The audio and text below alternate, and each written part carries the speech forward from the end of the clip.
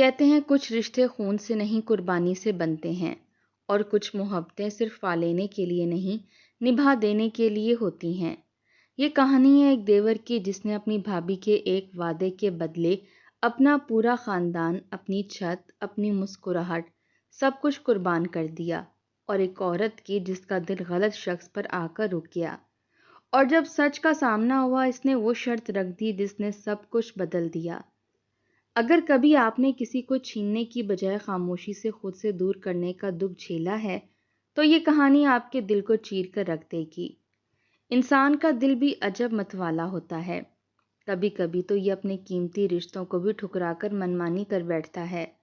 کچھ اس طرح مچلتا ہے کہ زندگیاں داؤں پر لگ جاتی ہیں، اور گھر سے بے انتہا محبت کرنے والوں کو عمر بھر کے بن باز کا دکھ جھیلنا پڑتا ہے۔ ایسے ہی سائرہ کا دل مچلا۔ اس نے نہ صرف اپنا گھر برباد کیا بلکہ ہمیں بھی دکھ دیا۔ سائرہ میری بھابھی کا نام تھا۔ اسے میرے بھائی اشر نے پہلی بار ایک کزن کی شادی میں دیکھا تھا۔ یہ لوگ دولہے کے والد کے جاننے والے تھے، اس لیے شادی میں مدعو کیا گیا تھا۔ حسین صاحب سے تایا ابو کی پرانی شناسائی تھی، بلکہ یوں کہیے کہ دوستی کا رشتہ تھا۔ سائرہ حسین صاحب کی بیٹی تھی جو شادی میں بہت بن ٹھن کر آئی تھی اور دولہے کی بہنوں کے ساتھ ادھر ادھر گھومتی نظر آتی تھی۔ جانے وہ کون سی گھڑی تھی کہ بھائی اشر کی نظر اس رنگین تتلی پر پڑ گئی اور وہ اس کے ظاہری حسن پر فرفتہ ہو گئے۔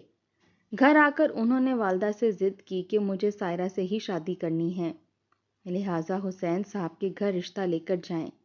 ہمارے والدین کی اس فیملی سے کوئی جان پہچان نہ تھی۔ امی نے تو سائرہ کو شاید غور سے دیکھا بھی نہ تھا، انہیں تو اس کی صورت بھی یاد نہ رہی تھی۔ شادی کے گھر میں درجنوں لڑکیاں ایک سے ایک سج سنور کر آئی ہوئی تھیں، تاہم مجھے وہ یاد رہی کیونکہ سلمیٰ نے میرا اس سے تعارف کروایا تھا۔ وہ مہندی والے دن سبز لہنگا پہن کر آئی تھی، سرخ کرتی اور سبز دوپٹہ جس پر منفرد قسم کا سلمیٰ دبکے کا نفیس کام کیا گیا تھا۔ اس کے فاخرانہ لباس اور بے نیازی بھرے انداز سے لگتا تھا کہ وہ کسی امیر گھرانے کی لاڈلی بیٹی ہے۔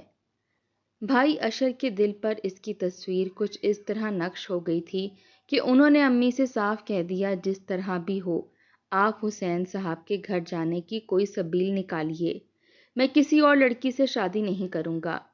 والد صاحب چاہتے تھے کہ تایا کی بیٹی مائرہ سے اشر بھائی کا رشتہ طے ہو جائے، یہی تایا تائی کی بھی خواہش تھی۔ تبھی والدہ کے لیے والد صاحب کو راضی کرنا آسان نہ تھا کہ وہ اشر کی پسند کو لے کر حسین صاحب کے ہاں رشتے کی بات کرنے جائیں۔ کافی سوچ بچار کے بعد آخرکار رشتوں کی ایک پھوپھی خالدہ بی بی جن کی اس گھرانے سے کچھ جان پہچان تھی راضی ہو گئیں۔ ایک روز وہ ہمارے گھر آئیں اور منجلے بھائی وجاہت سے کہا، بیٹا تم میرے ساتھ چلو، میں تو حسین صاحب کے گھر کا راستہ جانتی ہوں اور ان کی بیوی سے بھی واقف ہوں، لیکن کسی کو ساتھ ہونا چاہیے۔ والدہ نے مجھے وجاہت بھائی کے ساتھ روانہ کر دیا کہ پہلے تم دونوں جا کر لڑکی والوں کے گھر ان کے رہن سہن اور ماحول کو دیکھو، پھر میں خود جاؤں گی۔ جب ہم وہاں پہنچے تو دیکھا کہ گھر بہت عالیشان اور صاف ستھرا ہے۔ سائرہ کی والدہ بڑی خوش اخلاق اور باوقار خاتون تھیں۔ خود سائرہ بھی نہایت مہمان نواز اور خوش مزاج نکلی۔ یہ لوگ جس محبت اور سج دھج سے ملے بس دل مو لیا۔ سائرہ میں بناوٹ کا نام و نشان نہ تھا، وہ لگی لپٹی نہیں بلکہ صاف بات کرتی تھی۔ اس نے مجھ سے سرگوشی میں پوچھا، تم لوگوں کے یہاں آنے کا سبب کیا ہے؟ میرے دل میں ایک کھٹکا سا ہو گیا، کیا رشتہ دیکھنے تو نہیں آئی ہو؟ اس نے ایسی سیدھی اور کھری بات منہ پر کہہ دی کہ میں اس کا منہ دیکھتی رہ گئی۔ میں سوچ میں پڑ گئی کہ کیوں نہ صاف بات کہوں، جو دل میں ہے وہی کہنا چاہیے۔ آخرکار مجھے من کی بات کھولنی پڑی۔ میں نے کہا، ہاں بھائی، ہم تمہارا رشتہ لینے آئے ہیں، تبھی یہاں آئے ہیں، مجھے تو شادی کے گھر میں دیکھ لیا تھا، یوں کہہ لو کہ ہمارا گھر اور رہن سہن دیکھنے آئے ہو۔ سائرہ نے جواب دیا، وہ تو ہمارے بڑے دیکھنے آئیں گے، کیا تمہارے بڑوں کی خواہش ہے کہ میرا رشتہ لیا جائے؟ میں نے صاف صاف کہا، میرے بھائی کی خواہش ہے، وہ سمجھی کہ وجاہت جو میرے ساتھ آیا تھا اس کی خواہش پر ہم آئے ہیں، حالانکہ وہ تو صرف ہمیں اپنی گاڑی میں لایا تھا، اور گاڑی کون چلاتا؟ ہمارا تو ڈرائیور بھی نہیں تھا۔ سائرہ نے تبھی وجاہت کو غور سے دیکھا جو اس کے بھائی اور والد کے ساتھ محض گفتگو تھا۔ خالدہ پھپھو بھی ان کے ساتھ بیٹھی تھیں۔ میں اور سائرہ البتہ بڑوں کے درمیان نہ بیٹھیں۔ ہم باہر برآمدے میں محض گفتگو ہو گئیں۔ میں نے دیکھا کہ رشتے کا معاملہ معلوم ہوتے ہی سائرہ کا چہرہ کھل گیا اور وہ بہت خوش نظر آنے لگی۔ ملازمہ سے چائے کے ساتھ بہت سے مزیدار کھانے کے لوازمات، شامی کباب، رول، روسٹ اور پکوڑے بنانے کا بھی کہہ دیا۔ شام کا وقت تھا مگر اس نے اتنی مہمان نوازی کی کہ کھانے کی دعوت جیسا اہتمام ہو گیا۔ اس کی ان عنایتوں پر یقین ہو گیا کہ اس نے ہم سے رشتہ جوڑنے پر دل سے آمادگی ظاہر کر دی ہے۔ تاہم لڑکی کے انتظامات سے کیا ہوتا ہے جب تک بڑے راضی نہ ہوں، اور ہم تو بالکل اجنبی اور غیر تھے ان کے لیے جیسے وہ ہمارے لیے غیر تھے۔ سنا کرتے تھے کہ بغیر جد و جہد کے کوئی سکون کا پھل نہیں ملتا۔ ہم نے بھی خوب جد و جہد کی تھی۔ وجاہت اور میں نے دونوں طرف کے والدین کو راضی کر لیا کہ اب سائرہ ہی ہماری بھابھی بن کر گھر آئے گی۔ بھائی اشر تو اس قدر خوش تھے کہ ہم سے کہتے تھے ڈھونڈنے سے تو خدا بھی مل جاتا ہے۔ دیکھو میری لگن سچی تھی، سائرہ مل گئی نا بالآخر۔ بہرحال خالدہ پھپھو نے کافی تگودد کی اور اس مبارک کام کا بیڑا اٹھا لیا۔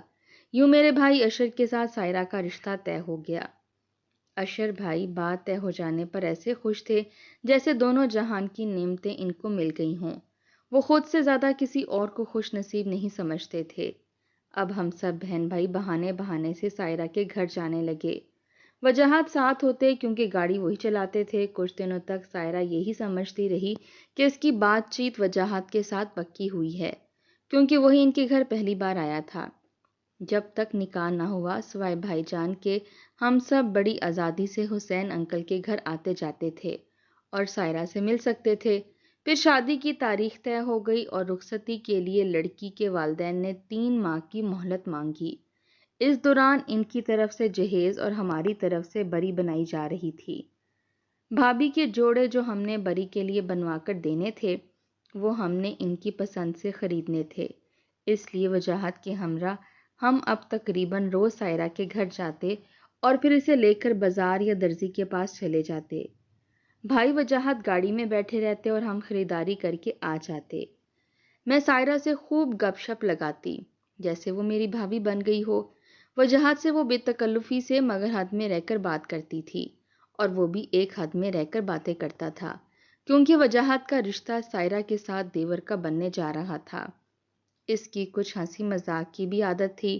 وہ سائرہ کے گھر والوں سے خوب گپے لگاتا اور ان کو ہنساتا تھا، اس لیے اس کے سبھی گھر والوں میں وہ ہر دل عزیز ہو چکا تھا۔ وہ اس کی آمد سے خوش ہوتے، اگر کسی روز نہ آتا تو کہتے آج میاں وجاہت کیوں نہیں آئے، شکوہ کرتے کہ وہ نہیں آیا تو مزہ نہیں آ رہا۔ آتے ہی رونق لگا دیتا تھا۔ خاص طور پر سائرہ کے دونوں بھائی وجاہت پر جان چھڑکنے لگے تھے۔ میری چھوٹی بہنیں جب سائرہ سے مل کر آتی تو اشر بھائی سے کہتی کہ بھابھی کہتی ہیں نہ جانے یہ 3 ماہ کا عرصہ کب گزرے گا، کاش وقت جلدی گزر جائے اور میں تم لوگوں کے گھر ہمیشہ کے لیے چلی جاؤں، کیونکہ مجھے تم سب بہن بھائیوں سے محبت ہو گئی ہے، یہاں تو تنہائی سے بہت بوریت ہوتی ہے۔ ایسی باتیں سن کر اشر بھائی خوش ہو جاتے۔ وہ اس قدر شرمیلے تھے کہ ایک بار بھی اپنی ہونے والے سسرال نہ گئے اور نہ سائرہ سے بات کی۔ سائرہ یہی سمجھتی رہی کہ اس کا رشتہ وجاہت سے طے ہوا ہے۔ جس روز رسم ہونی تھی اشر بھائی جان اپنے گھر سے بڑی عزت و احترام کے ساتھ سائرہ کے گھر گئے۔ سائرہ کے بھائی بھی ان کو گھیرے میں لے کر ہال میں چلے گئے جہاں ان کے کچھ رشتہ دار اور مولوی صاحب موجود تھے۔ منگنی کی بجائے اب نکاح کا پروگرام بن چکا تھا، سو حسین صاحب اور ان کے بیٹے اشر بھائی کو واقعی اہمیت دے رہے تھے۔ سائرہ مگر حیران تھی کہ وجاہت تو کبھی اندر کبھی باہر آ جا رہا ہے، یہ لوگ کس کو دھولا کہہ رہے ہیں اور اتنی اہمیت دے رہے ہیں۔ اس نے مجھ سے پوچھا کیا میرا نکاح تمہارے بھائی سے نہیں ہو رہا؟ میں نے کہا ہاں بھائی سے ہی تو ہو رہا ہے، اور کس سے ہونا، لیکن وجاہت تو عام سے سادہ کپڑوں میں آیا ہے۔ میں نے بتایا کہ تمہارا نکاح وجاہت سے نہیں بلکہ میرے بڑے بھائی اشر سے ہو رہا ہے۔ وجاہت تو میرا دوسرے نمبر کا بھائی ہے، یہ کیا کہہ رہی ہو؟ تم نے تو کبھی اشر کا ذکر میرے سامنے کیا ہی نہیں، اور نہ ہی وہ کبھی ہمارے گھر آیا۔ مجھے دیکھنے تو پہلے روز تمہارے ساتھ وجاہت آیا تھا۔ ہاں آیا تھا، لیکن اشر بھائی نے تمہیں شادی میں دیکھ لیا تھا، اس لیے دوبارہ دیکھنے نہیں آئے۔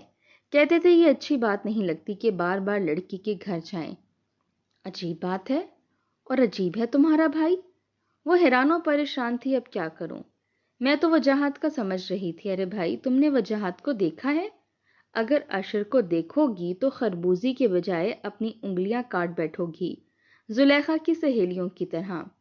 سائرہ، اشر بھائی وجاہت سے کئی زیادہ ہینڈسم اور شاندار ہیں، ان کی پرسنالٹی الگ ہے۔ وجاہت بیچارہ تو بس ان کے سامنے بچہ سا لگتا ہے۔ ارے بھائی، خوش قسمت ہو کہ اشر جیسا دھولا مل رہا ہے۔ بس ذرا سی دیر ہی تو ہے، ابھی دیکھ ہی لوگی تم ان کو، پھر مانو گی کہ میں نے واقعی 100% صحیح بات کہی تھی۔ منگنی کی رسم سے 3 دن پہلے پروگرام بدل دیا گیا تھا۔ بزرگوں نے کہا منگنی چھوڑو، سیدھا نکاح کرتے ہیں، سادگی کے ساتھ، دھوم دھڑکا شادی میں خوب کریں گے۔ جب نکاح کا وقت آیا تو دھولا بھی آیا، اور یہ انکشاف بھی سائرہ پر ہوا کہ وجاہت نہیں، دراصل اشر اس کا جیون ساتھی بننے جا رہا ہے، جس کو نہ اس نے دیکھا ہے اور نہ ہی بات کی ہے۔ وہ صدمے میں رہ گئی۔ اس کا بس چلتا تو اس تقریب کو ملتوی کرا دیتی، لیکن اب تو مہمان مولوی صاحب سب آ چکے تھے۔ چند لمحوں بعد رسم نکاح ادا کی جانی تھی۔ وہ سبز لہنگا پہنے بیٹھی تھی، مگر اس طرح بے جان کہ جیسے ابھی ابھی اس کی روح جسم سے پرواز کر گئی ہو۔ میں نے تسلی دی اور خدا کا واسطہ دیا کہ سائرہ، اب خود پر قابو پا لو، اب وقت نہیں رہا پیچھے مڑ کر دیکھنے کا۔ خیر، نکاح تو ہو گیا، لیکن سائرہ نے شاید اشر کا چہرہ دیکھا بھی یا نہیں، بات کرنے کا تو موقع ہی نہ ملا اسے۔ ہم تو نکاح کر کے چلے آئے، لیکن سنا کہ بعد میں اس نے ماں باپ سے بہت جھگڑا کیا کہ آپ لوگوں نے مجھ کو پہلے اشر کا نہیں بتایا۔ نکاح والے دن بتایا تو وہ بولے تم نے شادی کے لیے ہاں کر دی تھی، ہمیں یہ دھیان ہی نہیں رہا کہ تمہارے سامنے لڑکے کا نام لیتے۔ خیر، یہ عجیب سی بات ہو گئی، ورنہ کسی نہ کسی کے منہ سے لڑکے کا نام نکل ہی جاتا ہے، مگر سائرہ سے سب یہی کہتے کہ لڑکا اچھا ہے، لڑکا خوبصورت ہے۔ اشر سے کوئی نہیں کہتا تھا کہ اس کے کان کھڑے ہوتے، بھلا اس کے دل کو کیا معلوم اور کسی کے دلوں کو اس کی کیا خبر۔ وہ سادہ زمانہ تھا اور سادے لوگ ہوتے تھے۔ نکاح کے بعد میں نے وجاہت سے کہا کہ سائرہ مجھے اس روز اداس لگ رہی تھی، میرا خیال ہے کہ آج چلتے ہیں اس کے پاس اور اشر بھائی کی تصویریں بھی لے چلتے ہیں۔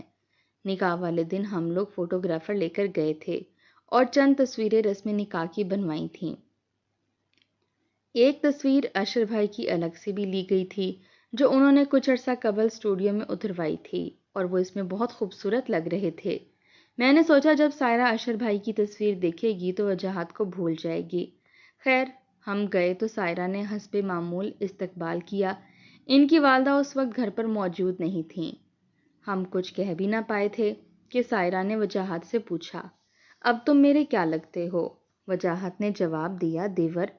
تب وہ بولی، دیور صاحب کیا میرا کہنا مانو گے؟ آپ کے لیے تو جان بھی حاضر ہے۔ وجاہت نے جواب دیا، حکم کیجیے۔